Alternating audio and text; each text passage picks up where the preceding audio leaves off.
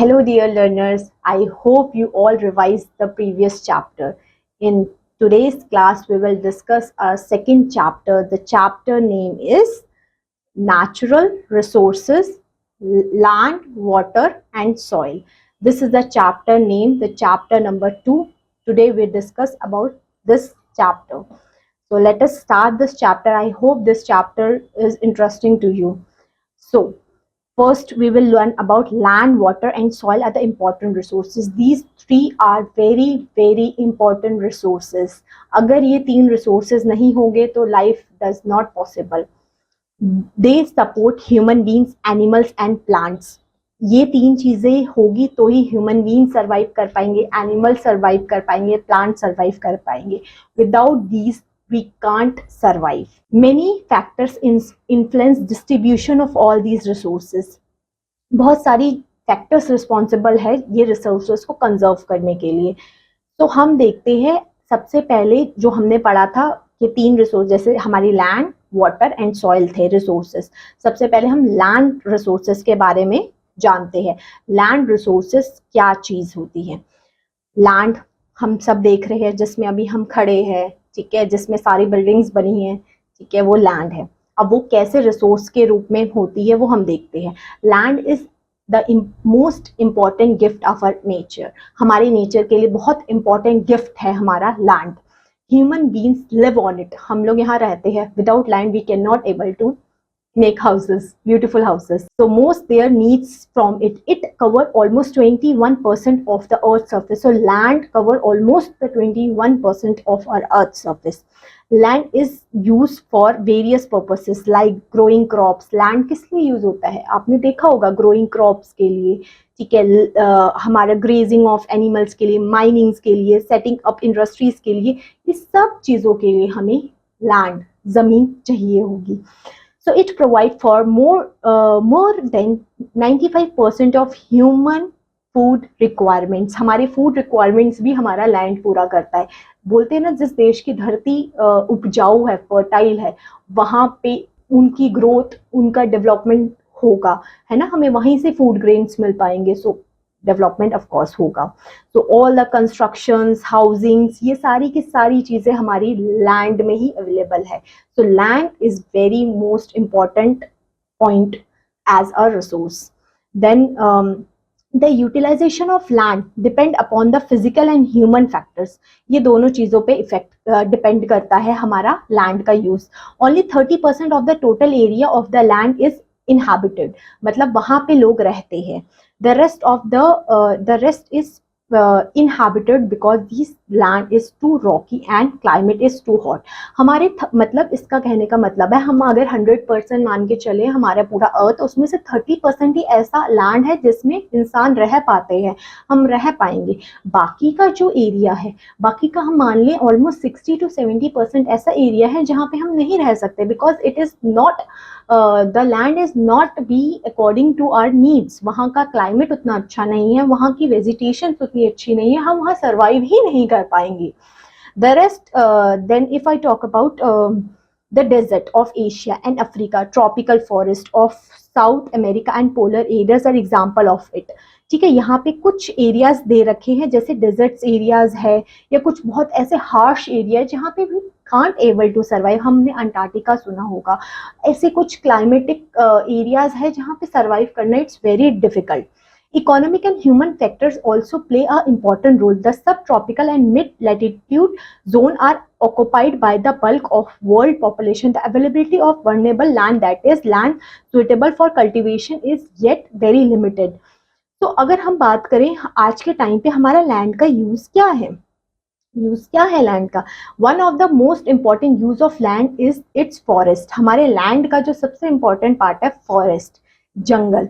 The forest support the ecology of the man thrives. हमारी जरूरत की जितनी चीजें हैं वो हमें लैंड से ही मिल रही है. That means forest. Land is use age home of man. हमारे लिए एक होम है, घर की तरह है हमारा forest. No human being is heard to be living on water unless of course the density of the population is so high. हम आजकल देखते हैं हमारा जो ज़मीन कम पड़ती जा रही है बिकॉज ऑफ द पॉपुलेशन। हमारी पॉपुलेशन इतनी ज़्यादा होती जा रही है कि हमारा लैंड कम पड़ता जा रहा है हमारी पॉपुलेशन को सेटअप करने के लिए।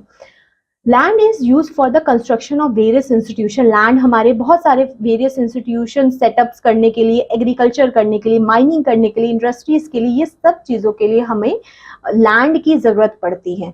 लैंड नहीं होगा तो ये सारी की सारी चीज़ें हम नहीं कर पाएंगे। For example hunting, agriculture, mining, industry, setup various school, industries, we can't able to set up if land is not available.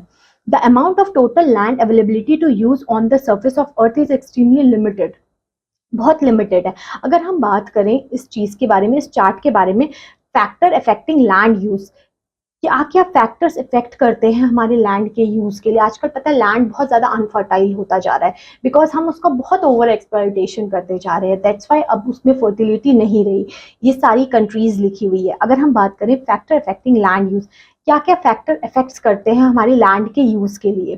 First है physical factors such as topography, soil, climate, mineral resources and availability of water resources play an important role in the uses of land. ये सारी चीज़ें, हमारा climate कैसा है, minerals कैसे है, topography कैसी है, सॉइल कैसी है, ये फिजिकल फैक्टर्स है जो कि बहुत इम्पॉर्टेंट है हमारा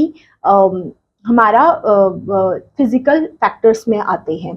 for example occurrence of mineral deposit favours mining while plain and fertile area are use for कल्टिवेशंस।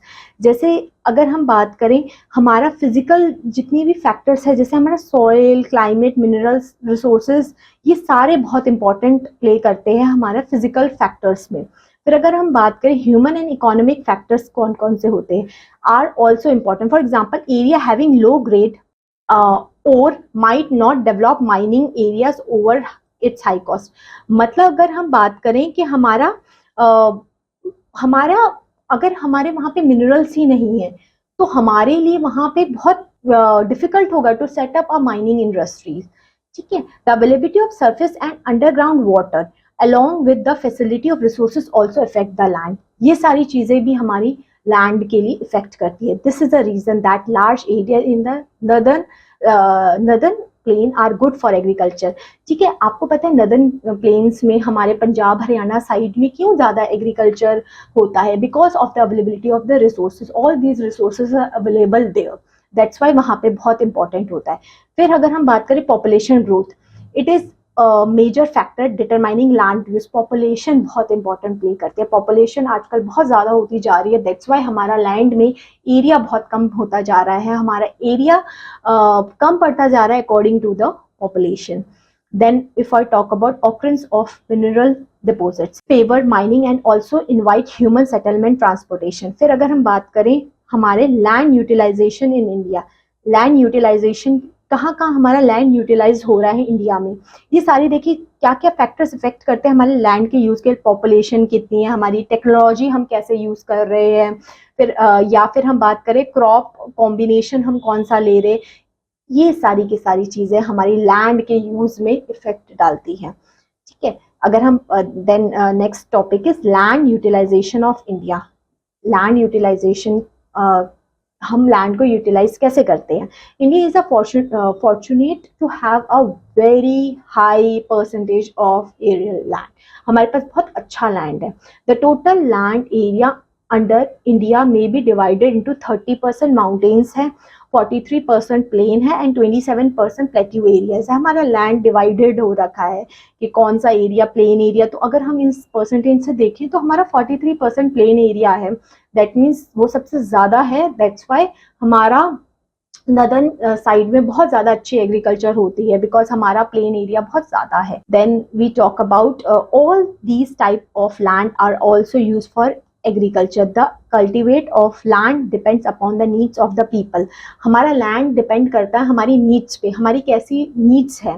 The fertility of soil पे, सॉइल की फर्टिलिटी कैसी है। The availability of water and relief of the land. मतलब हमारी ये सारी चीज़ें effect करती हैं हमारी लैंड की रिसोर्सेज हमारा लैंड पे, जैसे अगर हम बात करें कि हमारा सॉइल की फर्टिलिटी कैसी है, हमारी नीड्स कैसी है, ये सारी चीज़ें। अब इनको कंजर्व करना भी बहुत इंपॉर्टेंट होगा, कंजर्वेशन ऑफ लैंड रिसोर्सेज, है ना। तो ये चीज़ों को हमें कंजर्व करना बहुत ज़रूरी है, ठीक है। A proper land use planning of an area is extremely necessary to make sure that the right kind of land is available for appropriate land use. This can be done through conservation of soil and forest. हम soil forest को conserve करें, providing irrigation facilities दें, checking further spread of desert करें, adopting scientific technology को adopt करें, हम afforestation करें, ये सारी चीज़ें हम कर सकते हैं। चेकिंग ओवरग्रेजिंग तो नहीं हो रही है जिससे हमारा लैंड कंजर्व रह पाए, मतलब एक तरीके से हमने उसका एक्सप्लॉइटेशन नहीं करना है। अगर हम उसका एक्सप्लॉइटेशन नहीं करते तो हमारा वो लैंड कंजर्व ही रहेगा। देन अगर हम बात करें, हमने अभी लैंड रिसोर्स पढ़ लिया, हमने 3 चीजें देखी थी ना, land resource, water resource and soil resource, ये तीनों के बारे में हमने देखना था। तो हमने लैंड रिसोर्स अच्छे से देख लिया कि लैंड क्या है, उसके कैसे कंजर्व कर सकते हैं, ठीक है, क्या क्या फैक्टर्स इफेक्टिंग होते हैं हमारे लैंड रिसोर्सेज के लिए। देन हम देखते हैं सॉइल के बारे में, soil resources. Soil is the most important resource of our nature. It is form by small rocks, as we know ना, रॉक्स जब छोटे छोटे रॉक्स फ्रेगमेंटेड होते फिर वो एक सॉइल के रूप में आ जाते हैं due to different processes. Most part of the earth land covered is surface is covered with soil. हमारी अर्थ का अधिकतम परसेंट सॉइल से कवर है। The quality of land is determined by the soil cover it. हमारी मिट्टी उपजाऊ होगी ना तो ही हमारा लैंड उपजाऊ होगा। दैट्स व्हाई मिट्टी इज वेरी इंपॉर्टेंट, ठीक है। The quality of land is determined by the soil its cover, that's I already told, ठीक है। क्वालिटी ऑफ लैंड किससे डिटरमाइन करती है? उसकी मिट्टी से। सॉइल कैसी है? अगर सॉइल फर्टाइल है, सॉइल बहुत बढ़िया क्वालिटी की है, तो हमारा लैंड भी बहुत उपजाऊ होगा, हमारा एग्रीकल्चर भी बहुत अच्छा होगा, ठीक है। The thin layer of the top soil is very important. जो हमारी सॉइल की ऊपरी परत होती है ना, वो बहुत इंपॉर्टेंट होती है। Through the soil is a renewable resource. हमें पता है रिन्यूएबल रिसोर्सेज है, हमने अपने प्रीवियस चैप्टर में भी already discuss about the renewable resources, ठीक है। रिन्यूएबल हमारे वो अगर फ्लैश आउट हो भी गई, then it is made re again, we can made it. Through the soil is a renewable resources. It takes hundreds of year for 1 centimeter layer of soil to be formed. So care we should be taken to preserve and protect it. It is the topmost soil. Soil formation. अब हम देखते हैं soil formation होता कैसे है।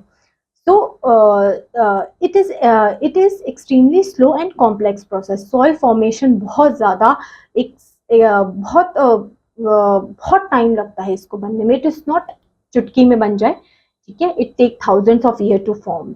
Then we talk about climate. क्या क्या चीजें इफेक्ट करती है सॉइल की फॉर्मेशन में? फर्स्ट है climate. Climate condition, both direct and indirect influence. हमारा क्लाइमेट बहुत ज्यादा इफेक्ट करता है हमारी सॉइल की क्वालिटी पे, सॉइल किस तरीके की होगी, ठीक है। For example, high temperature and high humidity encourage chemically decomposition and disintegration, ठीक है। ये सारी की सारी चीजें, हमारे वहाँ का कैसा क्लाइमेट है, कोल्ड है, ड्राई है, बहुत ज्यादा हॉट है, ये सारी चीजें इफेक्ट करेगी हमारी सॉइल की फॉर्मेशन में। Parent rock, underline rock which contain minerals and make up the bulk of the soil are called the parent rocks. किस रॉक से? Parent rock influence the colour. Parent rock से ही उस soil का colour determine होता है, उसका texture determine होता है, उसकी केमिकल प्रॉपर्टीज होती है, बिकॉज वो उस रॉक से ही बन के आएगी ना। आपने देखा है जो सॉइल्स होती है उनके भी डिफरेंट कलर्स होते हैं, ठीक है। सो वो होता है हमारा पेरेंट रॉक में। जैसे पेरेंट रॉक होगी उसी टाइप की सॉइल होगी। Then third point is rate. हमने देख लिया, 3 पॉइंट देख लिया। क्लाइमेट इफेक्ट करता है, पेरेंट रॉक इफेक्ट करती है। Then rate of the soil formation mostly depends on frequent temperature change and precipitation.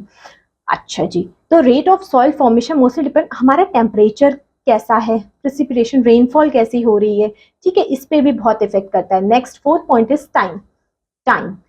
Soil that is exposed to intense soil formation processes for long period of time become deep and well developed. जो soil that is expose to intense soil formation for a long period of time, वो ज्यादा deep and develop soil that erode quickly or do not have protect from the wind and water for a long time is much more less developed, वो कम develop हो पाएगी, time भी बहुत effect करता है, ठीक है।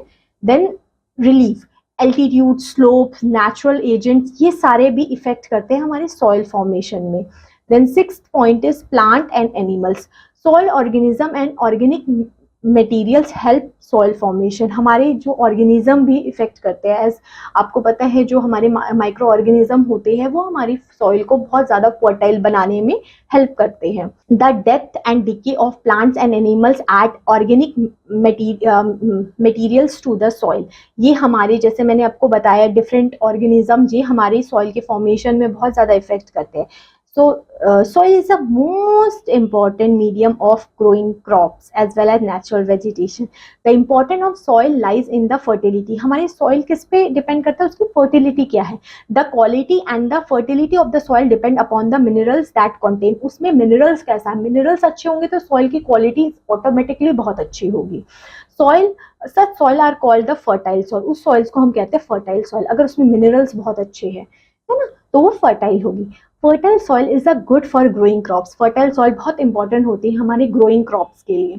The fertile soil varies from place to place vary करती है।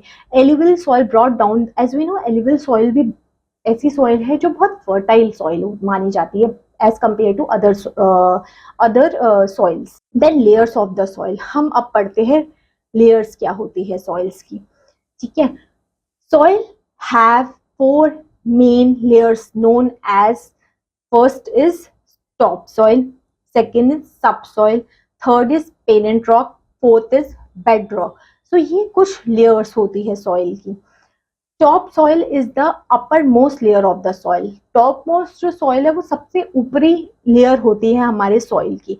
इट वॉज ह्यूमन एंड मतलब आप इसकी बात करें, जो टॉप सॉइल होती है ना उसमें सबसे ज्यादा न्यूट्रिएंट्स होते हैं, ठीक है। जो बोलते हैं ना एकदम बहुत अच्छी क्वालिटी की सॉइल, तो उसकी top layer of the soil से जज करते हैं। The top soil contain most of the nutrients that are required by all the animals, ठीक है। सो वही हमारी रिक्वायरमेंट पूरी करती है। Below the top soil it is sub soil, top soil पहले थी, उसके नीचे सब सॉइल है। It is made up of small rock particles, छोटे छोटे रॉक पार्टिकल्स। हमने पहले भी देखा है रॉक पार्टिकल्स कैसे ब्रेक डाउन होके सॉइल बनती है, और सॉइल्स जो बनती है वो अपने पेरेंट रॉक पे डिपेंड करती है, we discuss it previously. And some nutrients, this layer is, then we talk about the parent rock. Parent rock take place below the sub soil, ठीक है। हमने पहले देखा था टॉप सॉइल थी, टॉप सॉइल के बाद कौन सी थी, सब सॉइल, सब सॉइल के बाद पेरेंट रॉक। तो पेरेंट रॉक देखते हैं। This layer consist of small pieces of rock, इसमें भी क्या है, स्मॉल पीसेस ऑफ रॉक है, which comes from the weathered rock in the bed rock, ठीक है। Below the parent rock it is a bed rock, ठीक है। ये भी इसमें कुछ स्मॉल पीसेस ऑफ रॉक्स होते हैं। It is the layer of the solid rock, ठीक है। तो हमने ये कैटेगराइजेशन देख ले कैसे सॉइल सबसे मोस्ट इंपॉर्टेंट है हमारी टॉप सॉइल, ठीक है। टॉप सॉइल के नीचे सब सॉइल के नीचे पेरेंट रॉक के नीचे bed rock. Then we talk about soil resources of India. हमारी कौन कौन सी, हमने देखा था कि हमारे पास सॉइल्स बहुत इंपॉर्टेंट रोल प्ले करती है। अब जो सॉइल है वो डिफरेंट टाइप्स की होती है, जैसे मैंने अभी आपको एक एग्जांपल एलुवियल सॉइल का दिया था कि जो बहुत फर्टाइल सॉइल होती है, बहुत इंपॉर्टेंट हमारे लिए होती है। So various type of soil are formed in India. Some major types of soil are alluvial soil, black soil, laterite soils, red soil, ये सारी सॉइल्स हमारी, माउंटेन सॉइल्स, ये सारी डिफरेंट टाइप्स ऑफ सॉइल्स है। एलुवियल सॉइल ये क्या होती है, मैंने आपको पहले ही बताया है, ये ऐसी सॉइल होती है जो बहुत फर्टाइल सॉइल होती है। It is the most important, it is the most fertile soil of all. It consists of fine sludge transported by rivers from the mountains and deposit in the plains. ये mountain से आती है और ये ऐसी soil है, ये जहाँ जहाँ पे भी होती है वहाँ पे लैंड बहुत ज़्यादा फर्टाइल होता है। अगर हम बात करें कौन कौन से हमारे इंडियन स्टेट्स में ये सॉइल पाई जाती है, हरियाणा, उत्तर प्रदेश, पंजाब, बिहार, मध्य प्रदेश, ये सारे के सारे हमारे स्टेट्स है जहाँ पे ये सॉइल पाई जाती है। Next soil is black soil. Black soil से ही पता चल रहा है ये ब्लैक कलर की होती है, ब्लैक कलर की होती है। और एक इम्पॉर्टेंट फैक्ट है कि ये कॉटन के लिए बहुत इम्पॉर्टेंट होती है, इसमें कॉटन उगाया जाता है ब्लैक सॉइल में। ये हमारे डेक्कन प्लेट्यू एरियाज में पाए जाते हैं, प्लेट्यू एरियाज में ये आपको अधिकतर पाई जाएगी। एंड ये सॉइल में क्रैक्स डेवलप होते हैं, ठीक है, इसमें क्योंकि मॉइस्चर नहीं होता है, ठीक है, that's why due to this cracks developed होते हैं, ठीक है। तो according to its name it is a black in colour. मैंने आपको इंपॉर्टेंट चीजें पहले ही डिस्कस कर दूंगी कि ब्लैक सॉइल ब्लैक कलर की होती है, कॉटन के लिए होती है, और कुछ स्टेट्स हमारे जैसे हमारे प्लेट्यू एरिया के जो स्टेट्स है वहां पे ये पाई जाती है, महाराष्ट्र, आंध्र प्रदेश, मध्य प्रदेश, ये सारी चीजें में। Third is laterite soil. As name suggest this soil is rich in aluminium.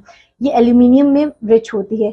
It is compose of clay and it is, इसमें एक चीज है, इसमें कैश्यू बहुत ज्यादा उगता है, तो this soil is good for the cashew. Then if I talk about कौन कौन से हमारे इंडियन स्टेट्स में ये सॉइल पाई जाती है, तो ये थोड़ा सा नॉर्थ ईस्ट एरिया में, एंड अगर हम बात करें West Bengal side, Kerala side, Karnataka side, ये सारी जगहों में पाई जाती है। कैश्यू के साथ इधर टी भी और कॉफी भी और रबड़ भी, ये सब भी उगते हैं इस सॉइल में।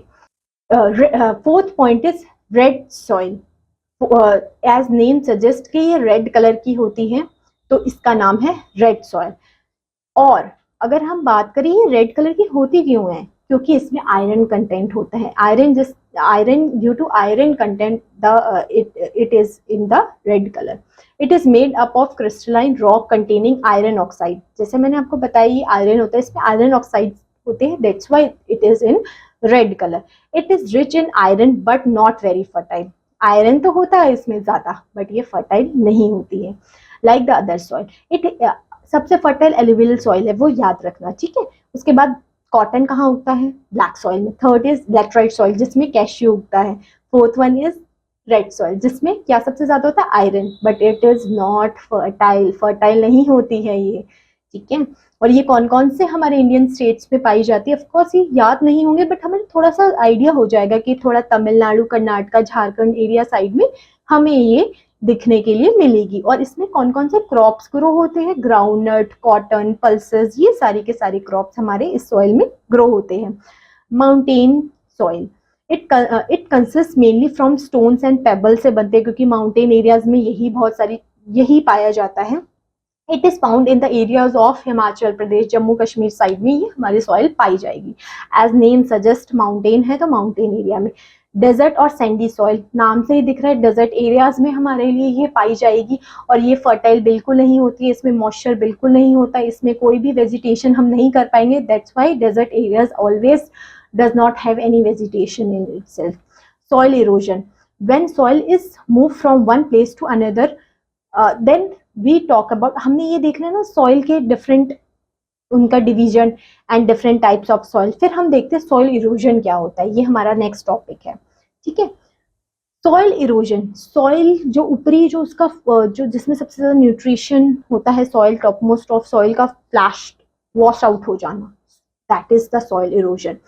When soil is moved from one place to another by wind or by other natural resources, मैंने आपको बताया ना किसी भी रीजन की वजह से हमारी जो वो सॉइल का मूव आउट होना इज नोन एज सॉइल का इरोजन हो जाना। Various physical and human factors are responsible for the soil erosion. बहुत सारे फैक्टर्स इफेक्टेड होते हैं, हमारा टेम्परेचर, हमारा wind, mostly wind is important for the soil erosion. Next is the conservation of the soil, how we conserve our soil. So these are the various measures for soil conservation should be planned by scientific lines and implemented with the active participation of farmers. Afforestation मतलब और ज़्यादा plants, trees उगाना, जितने ज़्यादा plants, trees उगेंगे उतने कम soil erosion होगा, ठीक है। ऑफकोर्स प्लांट्स और ये ट्रीज होल्ड करके रखते हैं सॉइल को, अगर वही नहीं होते, देखा है ना आपने कोई ऐसा एरिया जहाँ पे प्लांट्स, जहाँ पे ट्रीज ना हो और वहाँ पे मिट्टी है, तो जैसी हवा चलती है पूरी धूल उड़ती है ना। बट जहाँ पे ट्रीज है, वेजिटेशन है, अच्छा ग्रीनरी है, वहां पे आपको इतना ज्यादा सॉइल इरोजन देखने के लिए नहीं मिलेगा। नेक्स्ट इज ओवर ग्रेजिंग, ठीक है। तो ये over grazing by animal must be check, over grazing नहीं होनी चाहिए, ओवर ग्रेजिंग होगी तो सॉइल इरोजन होगा। वाटर मैनेजमेंट भी चेक करना पड़ेगा, helps to stimulate bacteria, this lead to the high crop yield, ठीक है। तो वाटर मैनेजमेंट भी चेक करेगा। Rock dam helps to check the speed of water flow, ठीक है। ये सब चीजों से हमारा चीजों को देखना पड़ेगा कि क्या क्या चीजें हमारी इफेक्ट होती है। नेक्स्ट टॉपिक जो हमारा आता है वो आता है हमारा the existence of agriculture practice should be change bye adopting the following measures. अच्छा, अब हमारे कुछ क्रॉपिंग पैटर्न्स हैं, ठीक है, ये सारी चीजें जिसमें हम बात करें terraced and counter building involves the construction of banks along with the hill sides, ये स्ट्रिप क्रॉपिंग है, रोटेशनल क्रॉपिंग है, कवर क्रॉपिंग है, ये डिफरेंट टाइप्स ऑफ कैटेगराइजेशन है कि हम क्या क्या कर सकते हैं। जैसे आपने देखा क्रॉप रोटेशन से आप समझ पा रहे कि क्रॉप का रोटेशन होना, ठीक है, डिफरेंट क्रॉप्स को उगाना, ठीक है। कवर क्रॉपिंग में क्या आएगा, this grow in order to cover the base ground, ठीक है, कवर पूरा उसको करना, ठीक है। तो ये सारी चीजें हमारी आएगी, ठीक है। फिर हम देखते हैं हमारा वाटर रिसोर्सेज क्या होते हैं। अब हम वाटर रिसोर्सेज के बारे में देखते हैं। तो water is most important natural resources of our earth, no living being can survive without it. As we know हमारा जो 3/4 पार्ट हमारा अर्थ का है वो वाटर से ही कवर है। तो वाटर बहुत इंपॉर्टेंट रिसोर्स है हमारे लिए, it is essential for our life. Then water is found in different forms of water, हमें डिफरेंट फॉर्म से मिलता है, सॉलिड में, लिक्विड में, गैस में। It remain as gaseous form in the atmosphere for the shortest duration compare to other forms. फिर हमने जैसे देखा अब हमारे जो वाटर का यूजेस है, हमारे डे टू डे लाइफ में वाटर का बहुत ज़्यादा यूजेस है, तो हमें उसको कैसे हमें उसको कंजर्व करके रखना है। So that's why it is for available for our future.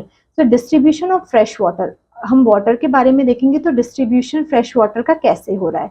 तो distribution of water is extremely uneven and most timely, it is a reason for surplus of water in the rainy season cause flood. हमें पता है कि आपने देखा होगा rainy season के time पे बहुत सारे फ्लड्स आते हैं, ठीक है, कहीं कहीं पे फ्लड्स आता है, कहीं पे सूखा पड़ जाता है, ठीक है। तो ये क्या है कि हमारा वाटर का डिस्ट्रीब्यूशन अच्छे से होगा तो ऐसा नहीं होगा कि कहीं पे बहुत ज़्यादा फ्लड्स आ गए हैं, कहीं पे बिल्कुल सूखा पड़ गया है, ऐसी स्थिति नहीं होगी अगर हमारा डिस्ट्रीब्यूशन बहुत अच्छे से होगा, ठीक है।